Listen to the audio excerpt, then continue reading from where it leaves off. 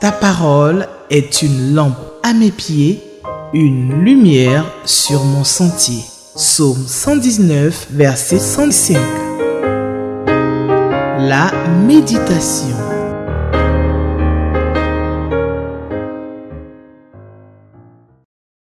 Dimanche 16 juin 2024, le lecteur de la Bible, édition adulte 2024, nous propose pour notre méditation de ce matin le texte de 2 Corinthiens, le chapitre 10, versets 12 à 18.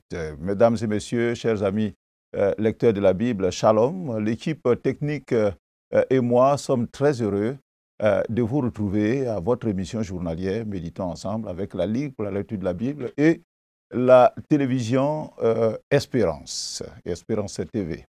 Alors, si vous avez votre lecteur, vous avez votre Bible, vous avez de quoi noter, nous allons commencer notre méditation. Et je vous rappelle tout juste que ce lecteur existe en version numérique qui peut être téléchargé sur votre smartphone via Google Play ou bien Play Store. Le coût, c'est 2000 francs pour l'activation, de telle sorte que vous avez le lecteur partout où vous allez. Alors, avant de passer à notre test, nous allons demander au Seigneur de nous conduire et de nous aider par son esprit à comprendre donc sa parole. Prions le Seigneur. Seigneur, nous voulons te remercier pour cette opportunité que tu nous donnes de nous retrouver à tes pieds pour lire ta parole et recevoir tes instructions.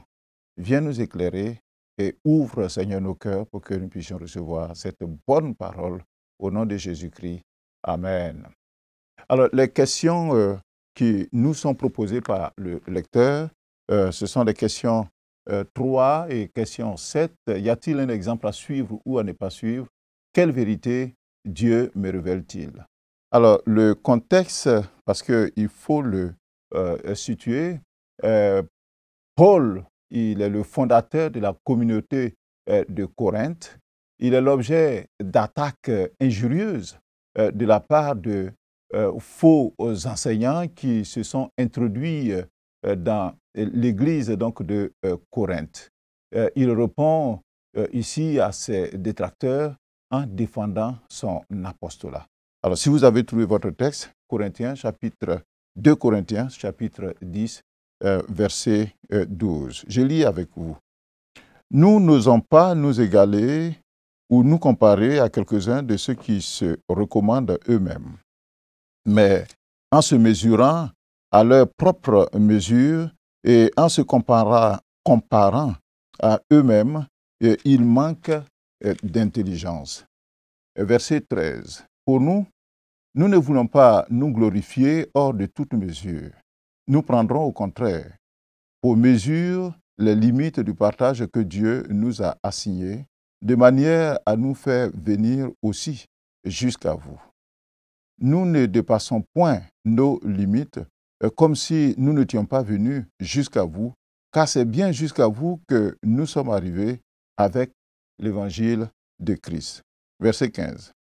Ce n'est pas hors de toute mesure, ce n'est pas des travaux d'autrui que nous nous glorifions, mais c'est avec l'espérance, si votre foi augmente, de grandir encore davantage parmi vous selon les limites qui nous sont assignées et d'annoncer l'évangile au-delà de chez vous sans nous glorifier de ce qui a été fait dans les limites assignées à d'autres. Verset 17. Que celui qui se glorifie dans le Seigneur. Car ce n'est pas celui qui se recommande lui-même qui est approuvé, c'est celui que le Seigneur recommande. Voici donc notre texte ainsi présenté. Donc voici notre texte ainsi présenté. Le titre que le lecteur a donné à cet extrait donc, de texte, c'est « Apostolat authentique » ou alors Paul défend l'authenticité de son apostolat. Alors, à travers notre texte, nous pouvons lire en filigrane que de faux enseignants, de faux docteurs judaïsants, qui plus est, ou philosophes, se sont introduits dans l'Église à Corinthe avec des paroles assez hautaines, estimant qu'ils sont le modèle auquel tout enseignant chrétien doit ressembler. Ces détracteurs de l'Évangile, ils distillaient des informations tendant à discréditer Paul auprès du peuple de Dieu.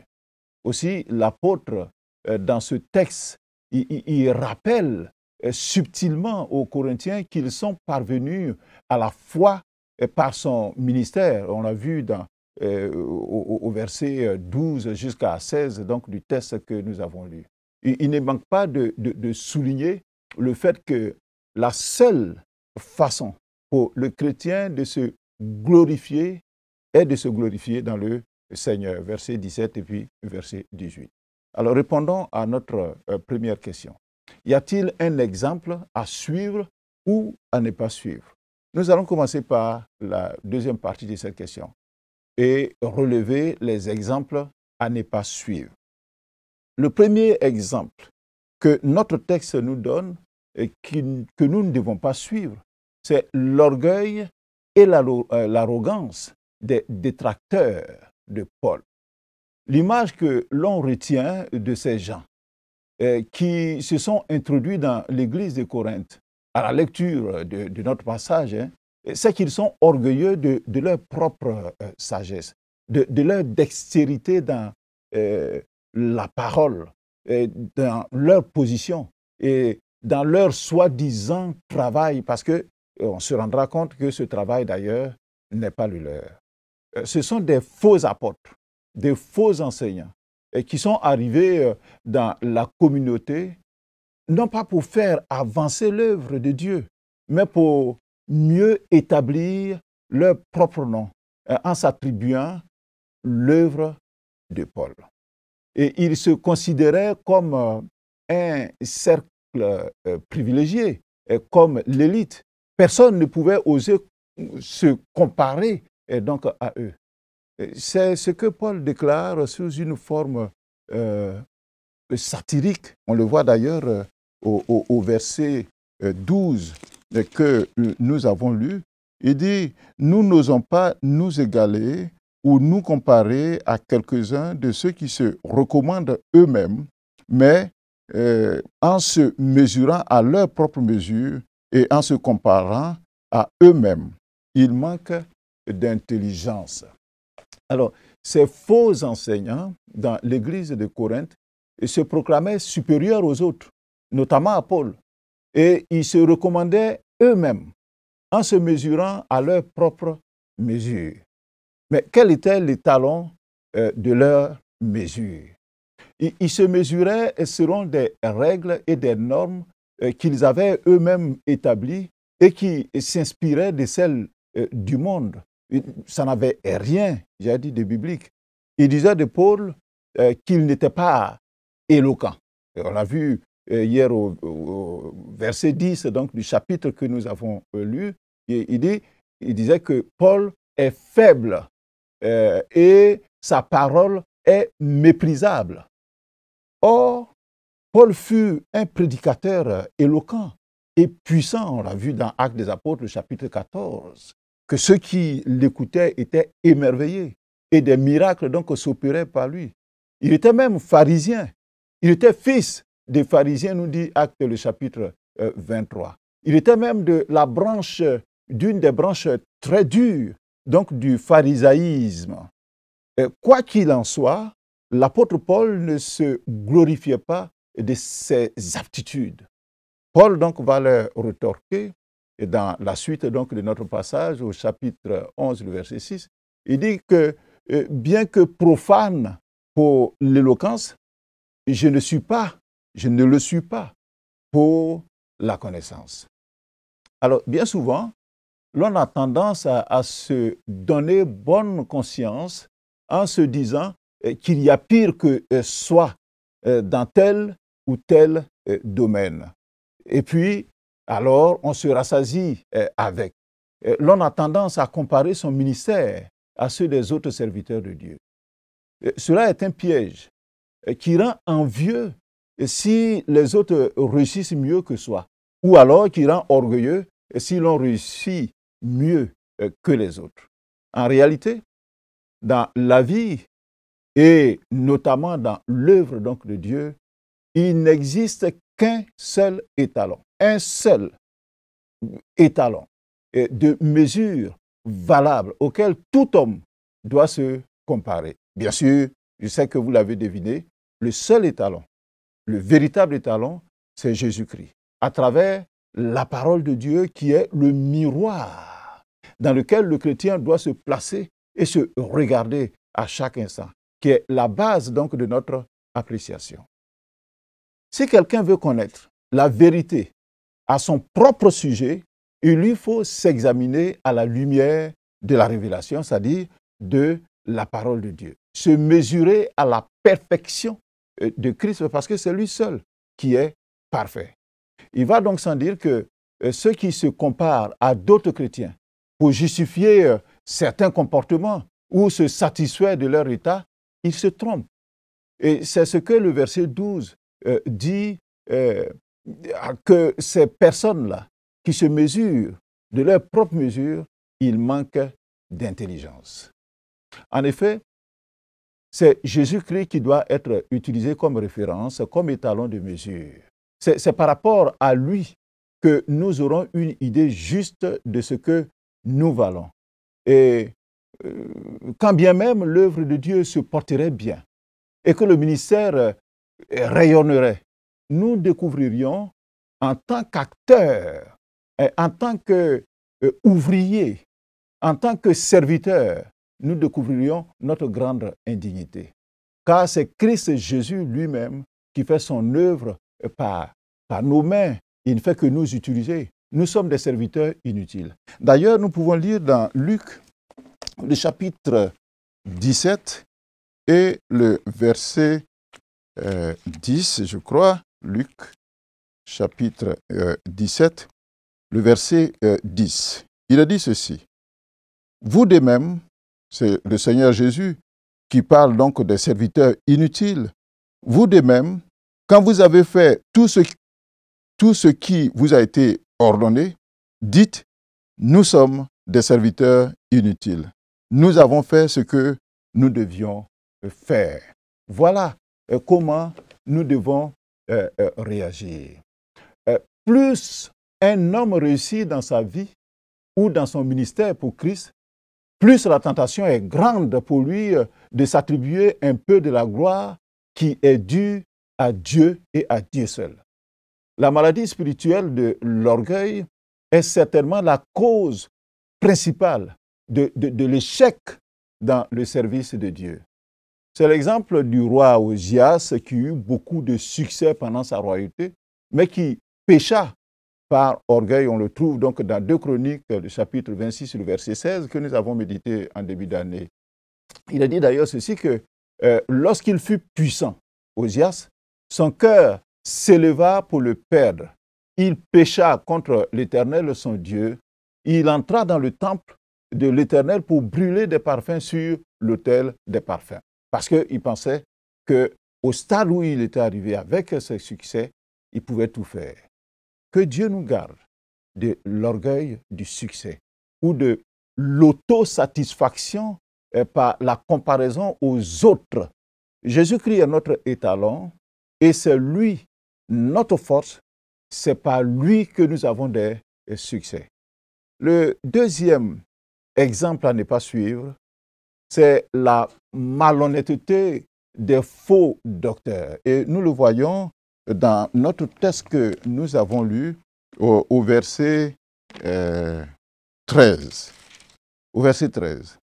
Il dit, pour nous, nous ne voulons pas nous glorifier hors de toute mesure. Nous prendrons au contraire pour mesure les limites du partage que Dieu nous a assigné de manière à nous faire venir jusqu'à vous. Et il continue au verset 14.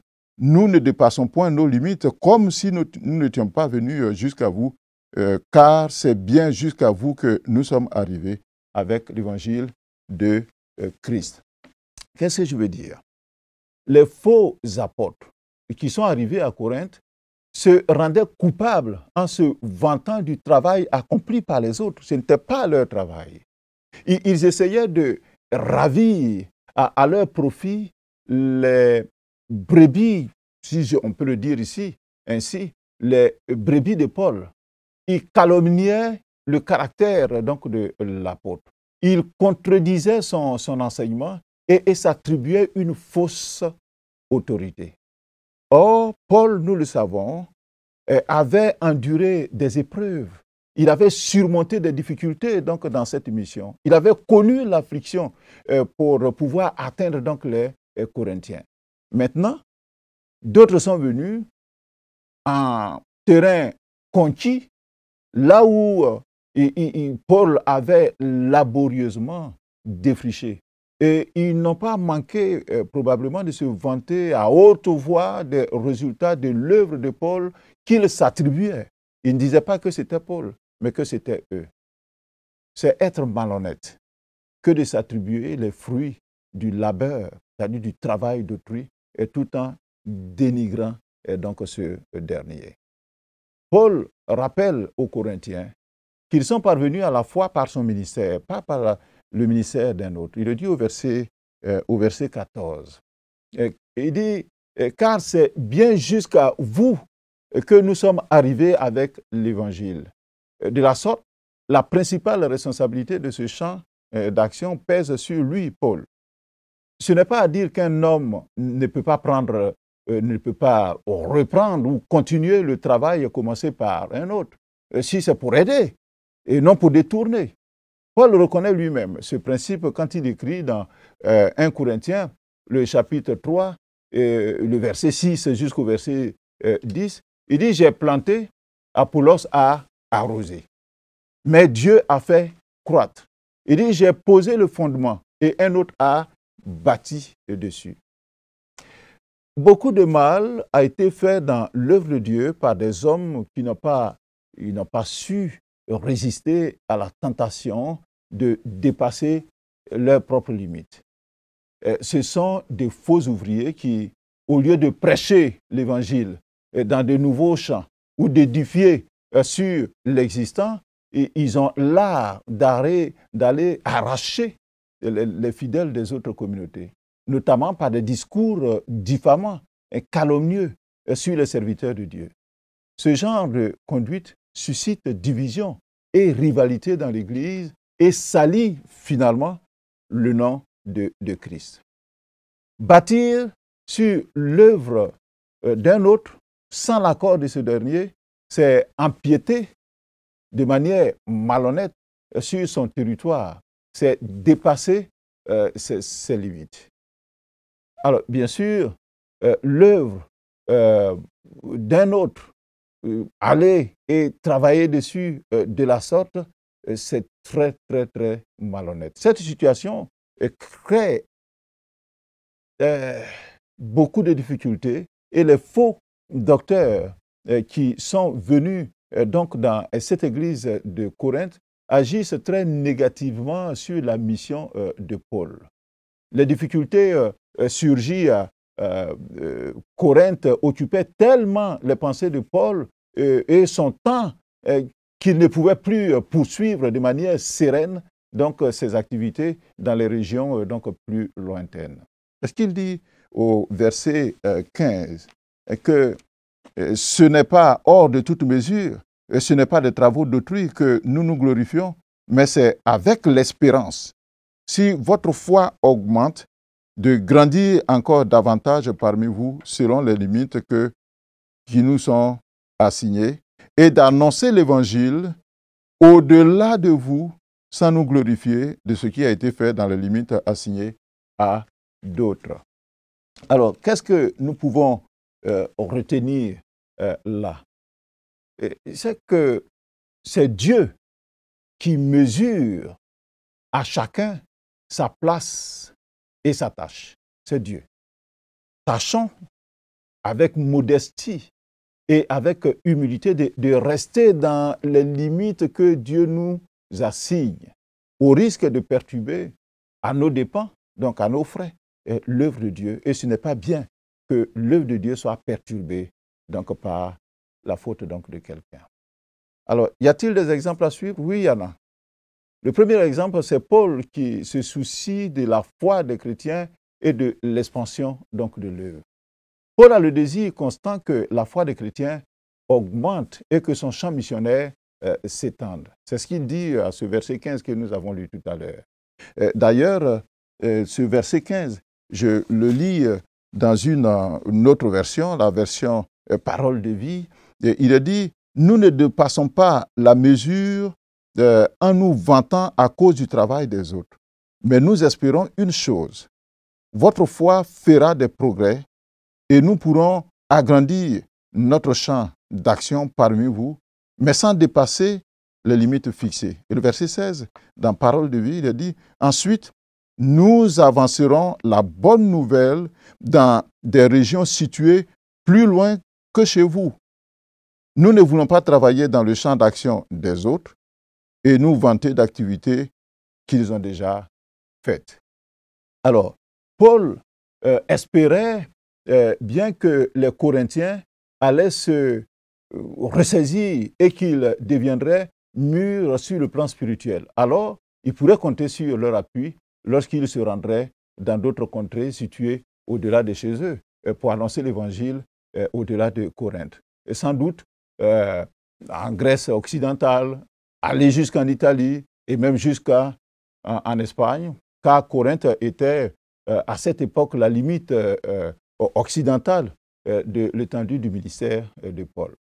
Il est important que le serviteur de Dieu, mais aussi les églises, aient une perspective d'augmenter continuellement leur champ d'action en grandissant donc dans la foi. Une église qui se contente de son petit cercle d'influence est une église qui va stagner et qui va même s'atrophier.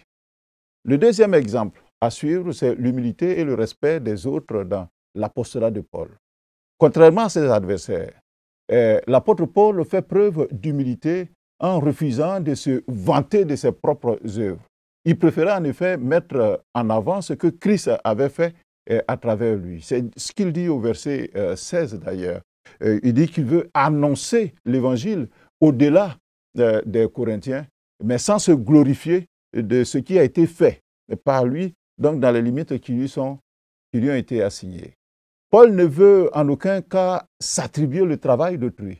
En fait, sa règle de fonctionnement était de ne prêcher la bonne nouvelle que là où personne ne l'avait fait avant lui, c'est-à-dire être l'apôtre des païens, aller chez les païens. Il se satisfaisait de rester dans les limites du ministère que Dieu lui avait confié. Au lieu de se prévaloir de toutes ces réalisations ou de se laisser enfler par les applaudissements des hommes, le chrétien est appelé à chercher la gloire et l'approbation de son maître céleste. Malheur au serviteur de Dieu qui se sert de sa position pour augmenter sa propre gloire. Heureux celui qui peut dire honnêtement avec Paul, dans Romains le chapitre 15, le verset 18, il dit, je n'oserais, il faut que je le dise, Romains 15, 18, que je le lise tel quel et que je n'ajoute rien parce que ce verset est très important. Il dit, car je n'oserais mentionner aucune chose que Christ n'ait faite par moi pour amener les païens à l'obéissance par la parole et par les actes. Paul veut dire là que ce qui a été fait par lui, c'est Dieu qui l'a fait. Et il ne peut pas s'attribuer une gloire quelque part. Alors, quelle vérité Dieu me révèle-t-il dans ce texte que nous avons lu? Une des vérités, c'est que la gloire du chrétien se trouve dans le Seigneur. La gloire du chrétien se trouve dans le Seigneur. D'ailleurs, Paul, il paraphrase un texte qui se trouve dans Jérémie, le chapitre 9, et le verset 24, qui dit ceci. Il dit, mais que celui qui veut se glorifie d'avoir de l'intelligence et de me connaître, de savoir que je suis l'Éternel, qui exerce la bonté, le droit et la justice sur la terre, que c'est à cela que je prends plaisir, dit l'Éternel. C'est-à-dire, quand on se glorifie dans le Seigneur. Alors, au lieu de nous louer nous-mêmes, efforçons-nous de chercher l'approbation de Dieu. Glorifions le Seigneur pour notre salut, pour ce que Dieu a fait dans notre vie et pour tout ce qui démontre l'évidence de son amour ou les moyens de promouvoir sa gloire. Au lieu de nous louer nous-mêmes ou chercher l'éloge donc des hommes, recherchons l'honneur qui vient seulement de Dieu. C'est quand Dieu nous approuve que nous sommes réellement approuvés. Dieu approuve ce qu'il recommande.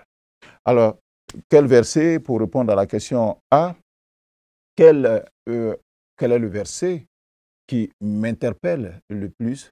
Moi, j'ai choisi le verset 17 de notre texte qui dit ceci, que celui qui se glorifie dans le Seigneur. C'est-à-dire que nous devons donner la gloire de notre succès au Seigneur, puisque nous sommes des ouvriers inutiles.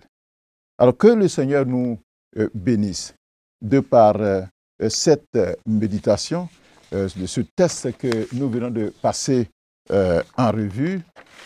Nous allons demander au Seigneur de nous donner, d'être comme Paul, d'avoir les bons exemples que Paul nous a montrés donc, dans ce texte-là.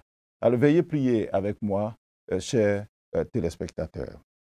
Seigneur Jésus, je ne veux pas à aucun moment, Seigneur, de ma vie, entraver ton œuvre ou être une occasion de chute d'un seul de tes enfants.